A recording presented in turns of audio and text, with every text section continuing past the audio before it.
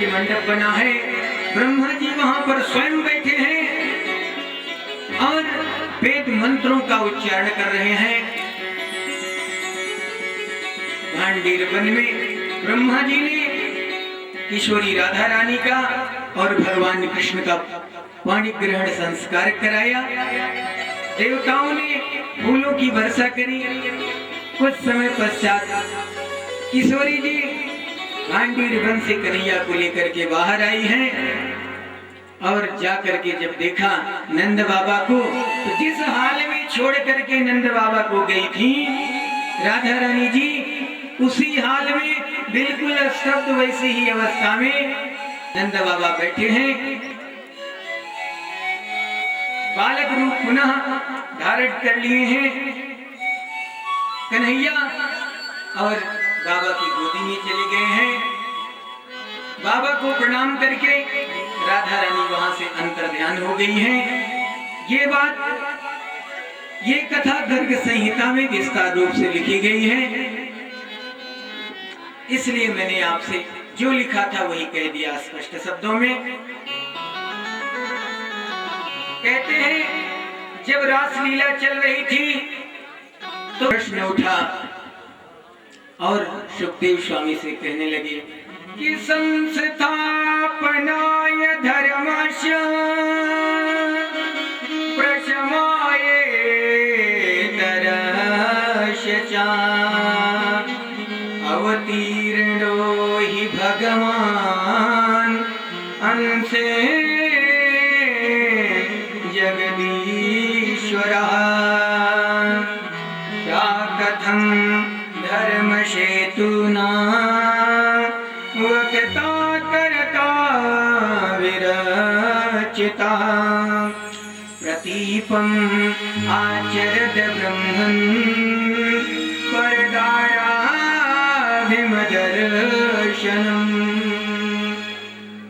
परीक्षित ने प्रश्न कर दिया सुखदेव स्वामी से कि जब भगवान इस तरीके से कार्य करेंगे तो समाज में क्रांति आ जाएगी महाराज, और जो भक्त हैं वो बिगड़ जाएंगे। आप थोड़ा सा स्पष्टीकरण कर दें। भगवान धर्म की स्थापना करने के लिए आते हैं और जो काम आज भगवान ने किया है, सुखदेव स्वामी के नेत्रों में आंसू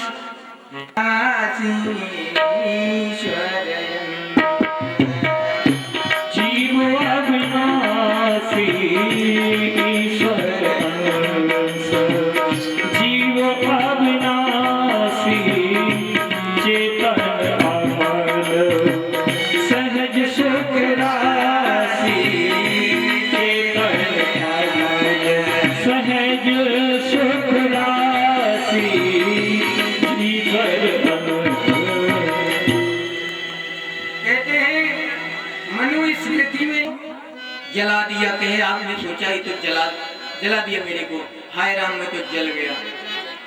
अच्छा आपकी बार उसको प्रणाम करो कि अग्निदेव प्रणाम और फिर छुओ, क्या जलाएगी नहीं? उसका काम है वो जलाएगी, वो ईश्वर है, चाहे जो कुछ भी करे उसके लिए चलेगा, अपने लिए नहीं चलेगा, हम जीव हैं। ऐसा उपदेश दिया और उपदेश दे करके आज महाराज कर रहे हैं।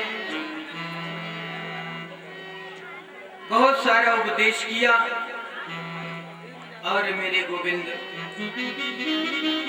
वहां से अंतर्ध्यान हुए हैं।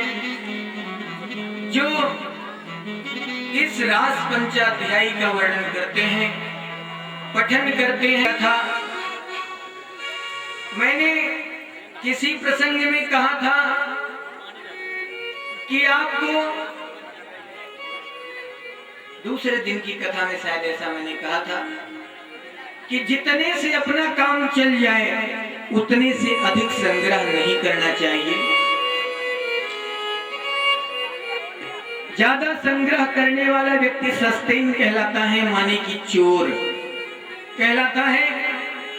और हम आपको आज बता रहे हैं कि किन किन परिस्थितियों में आपको भोजन नहीं करना चाहिए। कान खोल करके सुन लो और नोट कर लो। लिखा है,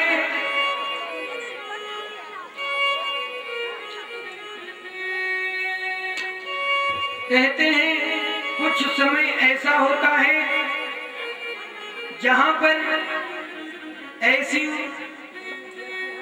संकट पड़े रहते हैं, उन स्थितियों में आपको जरूर कुछ ऐसा करना चाहिए जो पाप से आप बच सके। तो कुछ जगहों के नाम हम बताते हैं, आप नोट करें, बहुत ध्यान से सुनेंगे, अमल करेंगे। लिखा है कि रविंद्र ग्राहे हरिजन काले प्राण प्रयाणे द्विज भोजने चा कन्या प्रदाने हरिवासरे चा यादन्न भोजिम नरकम प्रयांति। चाहे सूर्य ग्रहण का समय हो और चाहे चंद्र ग्रहण का समय हो, ऐसे अवसर पर हम सभी को भोजन नहीं करना चाहिए, भोजन का त्याग करना चाहिए। और हरि जन्म काले, चाहे जन्माष्टमी हो चाहे रामनवमी हो, कोई भी ऐसा अवसर आए तब भी आपको उपवास करना चाहिए। जब तक भगवान का प्रकाट्य न हो जाए तब तक आपको भोजन नहीं ग्रहण करना चाहिए। आगे लिखा गया प्राण प्रयाणे, किसी के प्राण पधारे, कंस को भड़का दिया है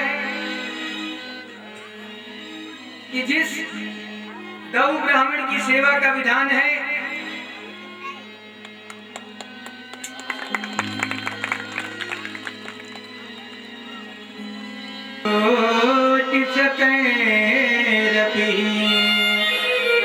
अवश्यमेव भोक्तव्यं कृतं कर्म शुभाशुभम्।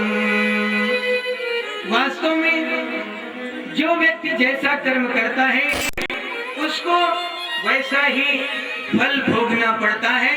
लिखा है अवश्यम एव भोक्तव्यम कृतं कर्म शुभाशुभम।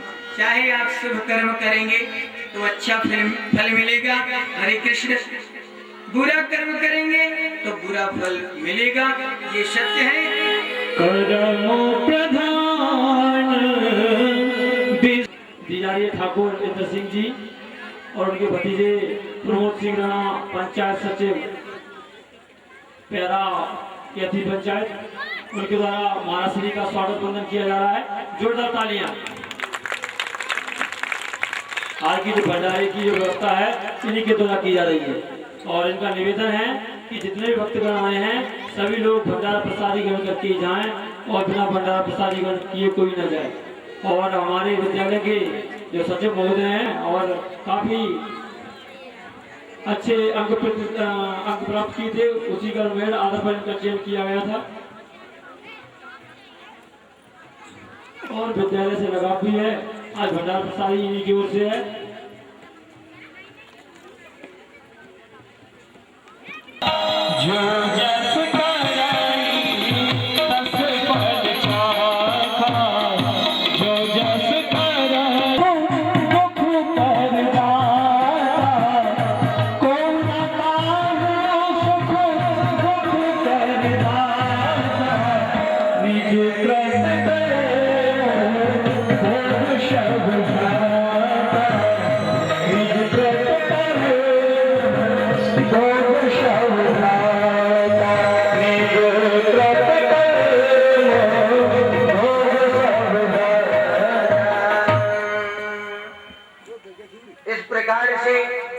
अपने अपने कर्मों का फल सभी भोगते हैं। राजन, ये मैं नहीं कह रहा हूं कि मैं ब्रज नहीं जाऊंगा, अवश्य जाऊंगा। आपका आदेश तो मानना ये है, लेकिन देखना ये है कि आप कृष्ण का वध करते हैं। लिखा कि गच्छो नंद ब्रज विहार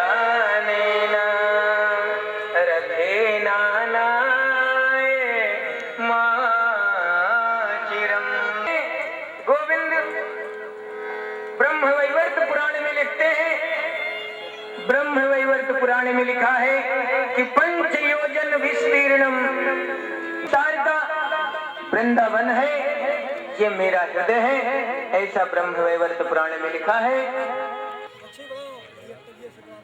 अब भगवान ये नहीं चाहते हैं कि किसी का वध हो, लेकिन ऑटोमेटिक हो जाए। ये बातें सत्य भी करनी होती हैं।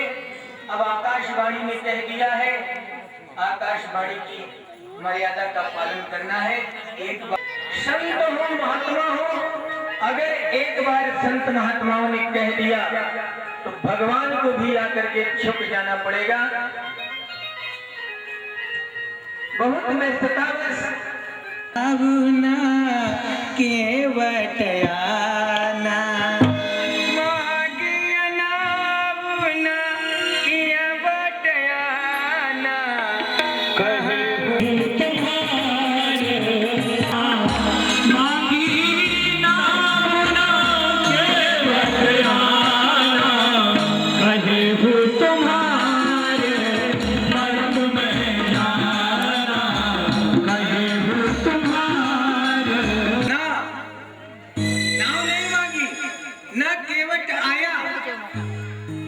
क्यों नहीं मांगी? अगर मांगी तो केवट क्यों नहीं आया? आज माता पार्वती, आपने भगवान शंकर ने कहा, देवी आपने प्रश्न बहुत अच्छा किया है। लोक हितकारी सोई पूछन शैल कुमारी कथा सकल लोक हितकारी सोई पूछन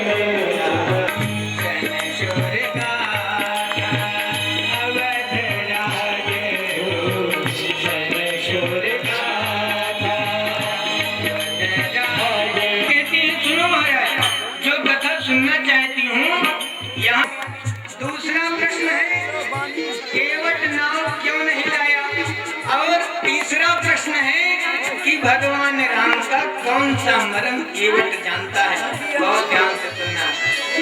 तो जबकि भगवान राम ने कब कि 3 पैर मां 3 लोग, राजा बलि के यहाँ, अरे 3 पैर मां 3 लोग, अब ना बलिंग भगवान, नाम बिना व्याकुल खड़े, कोई कृपा निधान। भवानी कहने लगी भगवान शंकर से कि भगवान गंगा को पार करना था, भगवान को भवानी कहने लगी अच्छा गंगा पार तो करना था, लेकिन भवानी कहने लगी कि पैर बढ़ाई के जो धई देते शूर शर पार राम होई।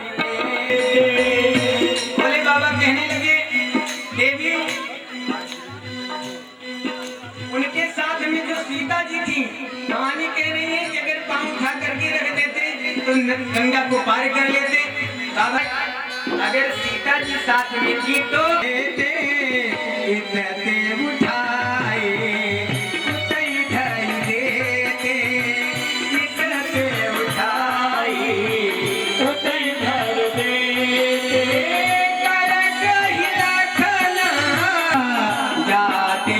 उतरे गंगा की धारा,